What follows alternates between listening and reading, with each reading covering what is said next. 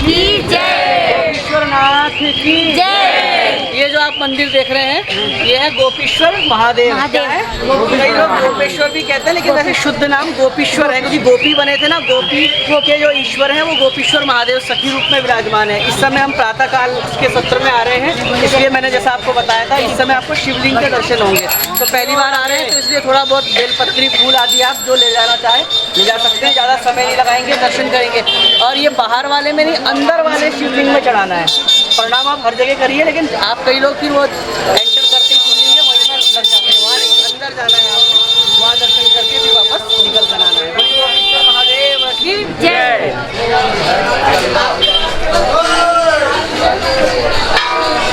राधे राधे।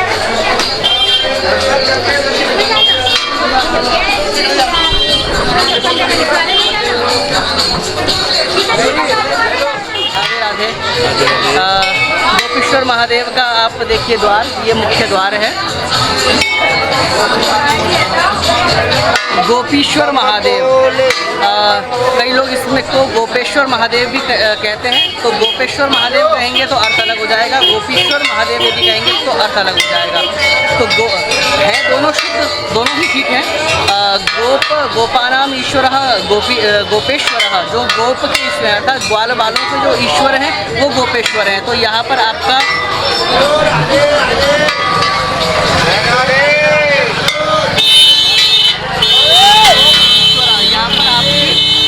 गुण संधि हुई है, गोप ईश्वर गोपेश्वर।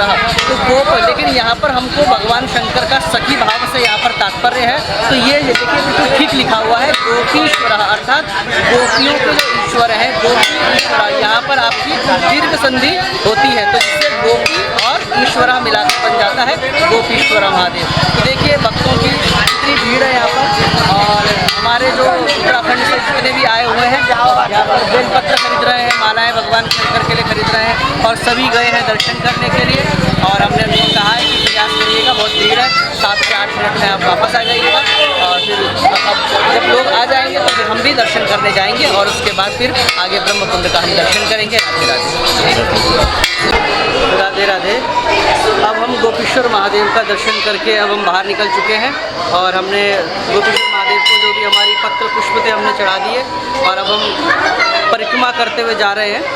और अब देखिए आधी परिक्रमा लगभग हो चुकी है, और ये सोमसूत्र यहाँ पर बना हुआ है, जहाँ से जल निकलता है भगवान शंकर का।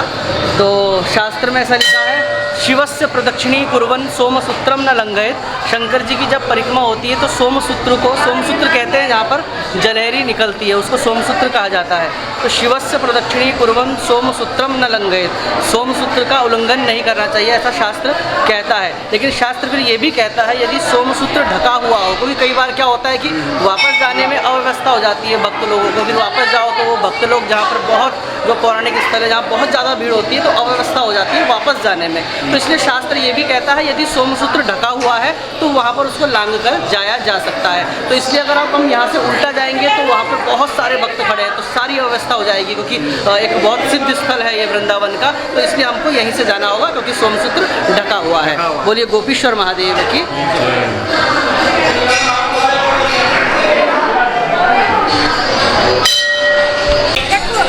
और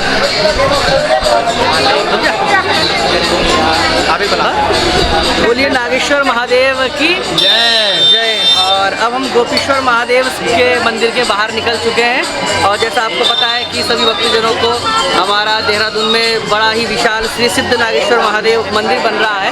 तो नागेश्वर महादेव का निर्माण हो रहा है, तो मैंने बाबा जी को देखा तो मुझे अपने नागेश्वर महादेव का स्मरण हुआ। तो ये है नागेश्वर महादेव, कोबरा जी कोबरा बता रहे हैं ये, जो शंकर जी के गले में रहते हैं। शंकर को पकड़ लो घुमा घुमा, हाँ डाल सकते हैं। थोड़ा खड़ा करो, खड़ा करो, ये देखिए। हाँ और इनको ये हमारी तरफ से दक्षिणा श्रद्धा भेंट। हाँ ये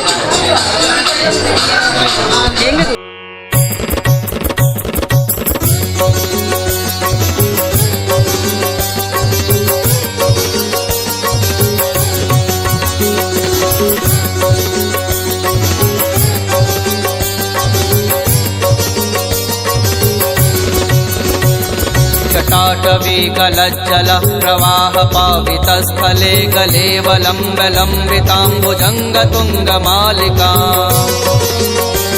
इन सर्प को द्विजिह्वः फणीन्द्रः कहा जाता है क्योंकि सांप की दो जीभ होती हैं। द्विजिह्वः सांप की क्या होती हैं? दो जीभ होती हैं।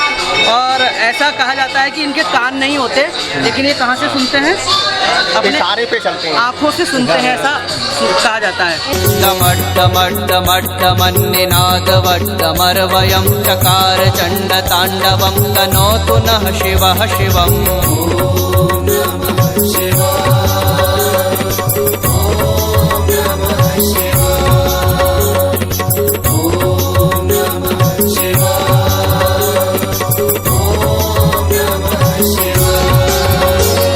जटाकटाह संभ्रम भ्रमन्निलिम्प निर्झरि विलोल वीचिवल्लरी विराजमान मूर्धनि। दगद्दगद्दगज्ज्वलल्ललाट पट्टपावके किशोर चन्द्रशेखरे रतिः प्रतिक्षणं मम। राधरेन्द्र नन्दिनी विलास बन्धु बन्धुरस्फुरद्दिगन्त सन्तति प्रमोदमान मानसे।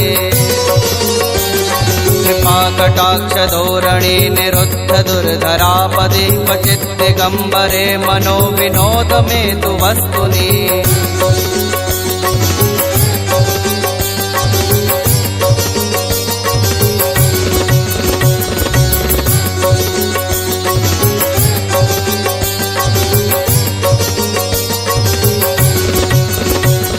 जटाभुजंग पिंगल स्फुरत्फणामणि प्रभा कदम्ब कुंकुमत्रवा प्रलिप्त दिग्वधू मुखे। मदान्ध सिन्दूरस्फुरत्वगुत्तरीय मेदुरे मनो विनोदमद्भुतं बिभर्तु भूतभर्तरी। सहस्रलोचन प्रभृत्य शेषलेख शेखर प्रसून धूलिधोरणी विधूसराङ्घ्रिपीठभुः। भुजङ्गराजमालया निबद्धजाटजूटकः श्रियै चिराय जायतां चकोरबन्धुशेखरः।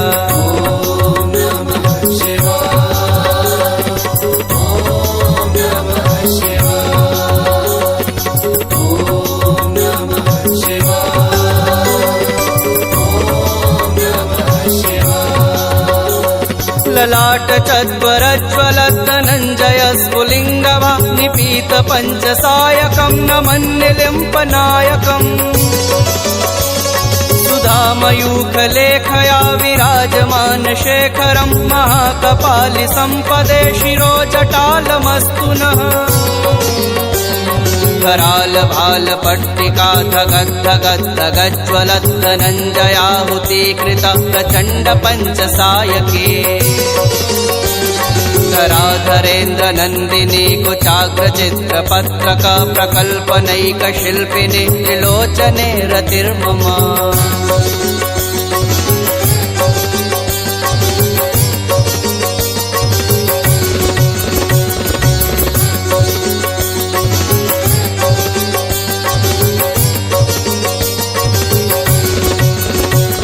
नवीन मेघमण्डली निरुद्ध दुर्धर स्फुरद्दुः निशीथिनी तमः प्रबन्धबद्ध कन्दरः।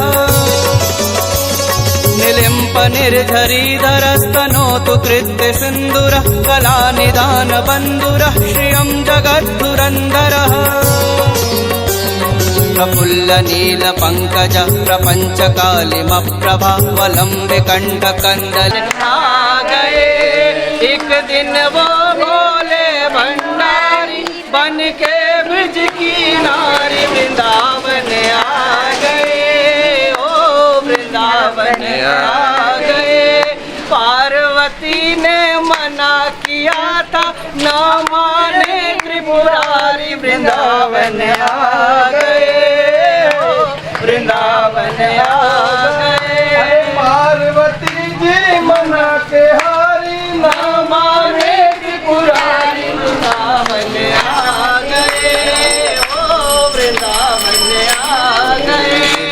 एक दिन वो भोले भंडारी बन के ब्रज की नारी बिहारी वृंदावन आ गए, ओ वृंदावन आ गए। भारता जी और आगे बोलो। लगाऊं? अच्छा जाओ तुम्हारी चाचा। आगे का पार्वती से बोले मैं भी जाऊंगा वृंदावन में। पार्वती से बोले मैं भी जाऊंगा वृंदावन में। पार्वती जी मना के हारी न माने त्रिपुरारी वृंदावन आ गए हैं, वृंदावन आ गए हैं। एक दिन वो भोले भंडारी बन के ब्रज की नारी वृंदावन आ गए, ओ वृंदावन आ गए। ऐसा सजा दो मुझे कोई न जाने इस राज को, ऐसा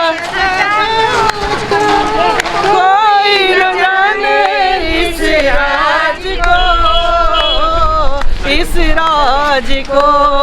लगा के बिंदिया पहन के साड़ी त्रिपुरारी वृंदावन आ गए, ओ वृंदावन आ गए। एक दिन वो भोले भंडारी बन के ब्रज की नारी वृंदावन आ गए, ओ वृंदावन धाम की जय। जो आप पीछे देख रहे हैं ये इसका नाम है ब्रह्म कुंड। कौन सा? ब्रह्म कुंड। याद कर लीजिएगा और इसके विषय में अभी हम थोड़ा सा यहाँ बैठकर आपको बताएंगे। तो आपने जो ये दर्शन किया ये ब्रह्म कुंड है। इस ब्रह्म कुंड के विषय में जो कथा आती है भागवत में, अन्य पुराणों में जो कथा आती है, तो भगवान श्री कृष्ण जब इस धरा पर अपनी लीलाएं कर रहे हैं तो भगवान की एक से एक लीलाएं, क्योंकि जब अभिनय कब सार्थक होता है? जब इसको बिल्कुल हूबहू किया जाए। तो भगवान का जो बालपन का अभिनय कब सार्थक होगा? जब उसमें थोड़ी सी चंचलता भी होगी, थोड़ा सा मनोविनोद भी होगा, हास्य भी होगा, ग्वाल बालों के साथ मस्ती भी होगी, तभी तो वो सिद्ध होगा। तो भगवान श्री कृष्ण की एक बार अनेक लीलाओं में एक दिन की क्या लीला है कि भगवान श्री कृष्ण ग्वाल बालों के साथ जब गैया चरा रहे हैं इस क्षेत्र में, तो वो यही स्थान है कि भगवान ने बोला, जैसे हम लोग बैठे हैं ना, ऐसे ही भगवान ने बोला कि चलो भाई 12 साढ़े 12 दिन के हो गए तो टिफ़िन लोग अपने घर से बच्चे सब ग्वाल बाल लेके आते हैं। तो भगवान ने कहा चलो मधुमंगल आ जाओ, सब श्रीदामा आ जाओ, चलो टिफ़िन खाते हैं, अपना भोजन करते हैं। तो सभी ने अपना अपना क्या करा, टिफ़िन खोला। तो किसी की कढ़ी बनाई हुई है, किसी ने अरबी की सब्जी बनाई हुई है, बाल सखाओं ने, कोई किसी चीज़ का अचार लाया है, कोई आम का लाया है, कोई मिर्ची का लाया है, कोई टीटरी का लाया है। तो भगवान श्री कृष्ण बीच में बैठे हुए हैं। तो सखाओं का भगवान श्री कृष्ण के प्रति इतना बड़ा सुंदर भाव, तो स्वयं भी खाते हैं। पहले स्वयं खा रहे हैं, कई ग्वाल बाल स्वयं पहले इसलिए खा रहे हैं, सोच रहे हैं कि क्या पता अच्छा नहीं बना होगा तो कन्हैया को क्यों खवाएं, तो इसलिए पहले खुद चाट के देखते हैं कि बढ़िया बनाया है कि नहीं बनाया हमारी माता ने। तो अगर अच्छा लगता है, अरे कन्हैया देख तू भी खा, बड़ा सुंदर बनाया, और वही जूठा हाथ फिर कन्हैया के मुंह पे भी लगा देते हैं। और ये फिर कोई अपना लड्डू खाता है, हाँ लड्डू बढ़िया बनाए, तो फिर आधा कन्हैया के मुंह में भी डाल देता है। तो उसमें एक मधुमंगल नाम का सखा कढ़ी बनाकर लाया था, और कढ़ी उसने भी चाट कर देखी, बड़ी सुंदर कढ़ी बनी हुई थी, बड़ा अच्छा स्वाद था उसका। तो फिर मधुमंगल ने भी अपने कढ़ी के हाथ भगवान श्री कृष्ण के मुंह पर लगा दिया, और भगवान भी लंबी जीभ निकाल कर चाट करे, वाह मधुमंगल तेरी मैया ने तो बड़ा गजब की कढ़ी बनाई है। तो ये सब लीला ऊपर से ब्रह्मा जी देख रहे हैं। तो ब्रह्मा जी कह रहे हैं कि क्योंकि ब्रह्मा जी विधि निषेध के देवता हैं, विधि निषेध के मतलब ब्रह्मा जी के हाथ में क्या है, वेद है, और वेद हमको विधि निषेध बताता है कि क्या करना चाहिए, किम कर्तव्यम किम अकर्तव्यम, क्या करना चाहिए क्या नहीं करना चाहिए। तो शास्त्र के अनुसार शास्त्र में लिखा है कि जूठा ना तो खाना चाहिए, ना जूठा किसी को देना चाहिए। तो बोलने लगे, ब्रह्मा जी की बुद्धि चकराने लगी। 4 सिर 4 मस्तिष्क होने के बाद भी ब्रह्मा जी भगवान की लीला को देखकर मोहित हो गए, क्योंकि यही भगवान की माया है। मुह्यंति यत् सूरयः, बड़े बड़े विद्वान भी भगवान की लीला को समझने में असमर्थ हो जाते हैं। तो ब्रह्मा जी ने देखा कि मंदिरों में तो पर्दा लगा के 20-20 मिनट तक पर्दा बंद रहता है, भगवान को जब भोग लगा गाते हैं, खूब घंटे बजते हैं, पंडित जी वेदोच्चार करते हैं, मंत्र पढ़ते हैं, उसके बाद भी 20 मिनट बाद थाल तो वहीं का वहीं रखा रहता है ना, उसमें से कुछ कम तो होता नहीं है। तो ब्रह्मा जी सोचने लगे इतने बड़े बड़े मंत्रों के उच्चारण के बाद भी जो वहाँ पर प्रत्यक्ष रूप से कुछ खाया हुआ सा दिखता नहीं है, और यहाँ पर ये ऐसे ग्वाल वालों का जूठा पीठा बिना मंत्रों के खा रहा है और बिना किस प्रकार से शास्त्र की मर्यादाओं का उल्लंघन करके खा रहा है, क्योंकि जूठा तो खाना ही नहीं चाहिए। तो ये ब्रह्म नहीं हो सकता। क्या नहीं हो सकता? ये ब्रह्म अर्थात परमात्मा नहीं हो सकता, और यदि है तो मैं इसकी परीक्षा लूँगा। तो परीक्षा लेने के लिए क्या किया ब्रह्मा जी ने, जो गैया चुग रही थी यहाँ आसपास में, ब्रह्मा जी ने उन सारी गैयाओं का, बछड़ों का, सबका हरण कर लिया और अपने ब्रह्मलोक में लेकर चले गए कि अगर ये असली होगा तो कुछ ना कुछ चमत्कार तो ज़रूर होगा। तो भगवान जब अपनी खाना पीना खाने के बाद जब अपनी गैया ढूंढने लगे तो कोई सी भी गैया नहीं थी वहाँ पर, और कई तो ग्वाल वालों का भी हरण ब्रह्मा जी ने कर दिया। अब सायंकाल का समय हो गया। अब सायंकाल में भगवान ने अपनी गैया को लेकर अपने घर में प्रवेश करना है, तो बिना गैया के, बिना ग्वाल वालों को कैसे प्रवेश करें? तो भगवान ने अपने ही संकल्प से सृष्टि का निर्माण कर दिया। सृष्टि का निर्माण मतलब जिन जिन ग्वाल वालों को, जिन जिन गैयाओं को वो लेकर गया था, ब्रह्मा जी लेकर गए थे, उन गायों की सृष्टि किसने कर दी? भगवान श्री कृष्ण ने दूसरी ही सृष्टि कर दी। तो देखिए केवल, हाँ कोई बात नहीं अभी, केवल जड़ ही नहीं अपितु चेतन, केवल चेतन ही नहीं अपितु जड़ में भी परमात्मा है। यहाँ तक कि जो टिफिन ग्वालवाल लेकर आए थे, टिफिन के साथ ही लेकर चले गए ब्रह्मा जी, तो वो टिफिन भी भगवान स्वयं बन गए। टिफिन भी बन गए, लकड़ी भी बन गए, सब कुछ भगवान जो ब्रह्मा लेकर गए थे सब कुछ पुनः सृष्टि, नवीन सृष्टि की है। और भगवान पूर्ववती ही अपने घर गए वृंदावन, और अलग अलग ग्वाल वालों के साथ आते लीला करते। तो हाँ, अंतर ये हुआ कि इस प्रकार से 1 साल इस धरती पर बीत गया। ब्रह्मा जी के लोक में तो एक क्षण बीता, लेकिन नीचे 1 साल बीत गया। ब्रह्मा जी ने देखा जरा जाकर देखता हूँ बिना ग्वाल बाल के क्या कर रहा है वो कन्हैया। जाकर नीचे देखा तो नीचे तो 1 साल हो गया, और 1 साल तक ग्वाल बाल पूरे के पूरे जो मैं चुरा के लेके आया था वो तो वहीं के वहीं दिखाई दिए।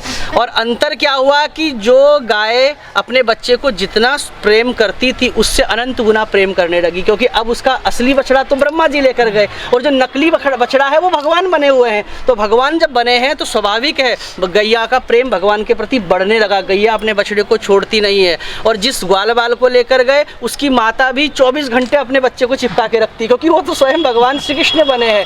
तो इस प्रकार की सृष्टि के माध्यम से ब्रह्मा जी के मोह का, क्योंकि फिर और ऊपर से भगवान ने एक लीला और कर दी। जब ब्रह्मा जी नीचे देखने आए कि जरा देखता हूँ कि कैसे सृष्टि चल रही है, कैसे ग्वाल बालों के बिना कार्य हो रहा है, तब भगवान इतने बीच में ब्रह्मा जी का रूप बनाकर ब्रह्मा जी के लोक में आ गए। ब्रह्मा जी नीचे देखने आए कि नीचे क्या चल रहा है, और भगवान श्री कृष्ण ब्रह्मा का वेश बनाकर कहाँ चले गए? ब्रह्मा जी के लोक में चले गए, और लोक में जाकर ब्रह्मा जी के रूप में बैठ गए, और अपने द्वारपालों को कह दिया आजकल नकली ब्रह्मा बहुत घूम रहे हैं, कोई अगर ब्रह्मा बनकर आवे तो उसको गेट में एंट्री अंदर घुसने मत देना। अब असली ब्रह्मा यहाँ नीचे देख कर गए।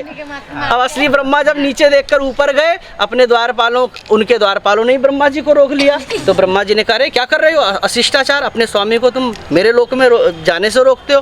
तो द्वारपाल कहते हैं हाँ हमको सब पता है कि आजकल नकली ब्रह्मा तो ब्रह्मा जी न तो घर के रहे न घाट के रहे, ऐसी स्थिति बना दी है। और ब्रह्मा जी ने भगवान का, नारायण का, भगवान की लीलाओं को, हे प्रभु आपकी लीलाओं को समझने में बड़ा मैं असमर्थ हूँ, प्रेम में कोई नियम नहीं चलता, इसलिए मेरे अपराध को क्षमा करना। और यहाँ पर ब्रह्मा जी ने भागवत में बहुत सुंदर स्तुति करते हुए क्या लिखा है? नौमीड्यते भ्रवपुषे तडिदम्बराय गुंजावतंस परिपिच्छल सन्मुखाय वन्यस्रजे कवल वेत्र विषाण वेणु लक्ष्मश्रिये मृदुपदे पशुपांगजाय। यहाँ पर पशुपांगजाय अर्थात पशुपतिनाथ जैसे हम कहते हैं, उसी प्रकार से भगवान को पशुपतिनाथ के रूप में ही समझ लीजिए उनको स्तुति करी है, क्योंकि पशुपतिनाथ का, यहाँ से नेपाल से बहुत लोग बिलोंग करते हैं, तो मैं उनका पशुपतिनाथ का अर्थ भी आपको बता देता हूँ। तो पशुपतिनाथ, पशु कौन है?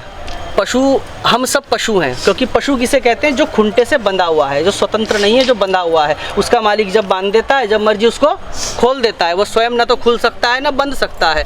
तो हम भी सब बंधे हुए हैं, अपने कर्मों से बंधे हुए हैं, क्योंकि जो हमको सुख दुख जो भी मिलता है इसमें भगवान के ही आधार पर, अपने कर्मों के आधार पर हमको प्राप्त होता है। तो हम सब किससे बंधे हुए हैं? कर्म की रस्सी से हम बंधे हुए हैं, तो हम भी क्या हैं, पशु हैं, क्योंकि हम बंधे हुए हैं। तो पशुपतिनाथ का मतलब होता है हम जैसे बंधे हुए प्राणी जो कर्मों से बंधे हुए हैं, ऐसे के जो पति हैं अर्थात उनके जो पालक हैं, और यदि वो कृपा कर दें जिससे कि वो हमको सनाथ बना दें, हमको मुक्त कर दें, ऐसे हमारे पशुपतिनाथ हैं। अर्थात हम जैसे पशुओं के जो नाथ हैं उनको पशुपतिनाथ भगवान कहते हैं। बोलिए पशुपतिनाथ भगवान की जय। तो वो जो घटना घटी थी ब्रह्मा जी वाली, वो इसी क्षेत्र में घटी थी। और कितना सौभाग्य है हमारा, जैसे भगवान श्री कृष्ण ग्वाल बालों के साथ बैठे थे, वैसे ही आज हम भी वैसी परिकर में हम यहाँ पर बैठे हैं और भगवान की चाहे छोटी सी ही कथा हो, हमने भागवत की सुनी। तो ये हमारे भाग्य का भगवान श्री कृष्ण के प्रति हम समर्पित करते हैं और कोटि कोटि वंदन करते हुए बोलिए श्री वृंदावन बाके बिहारी लाल की जय।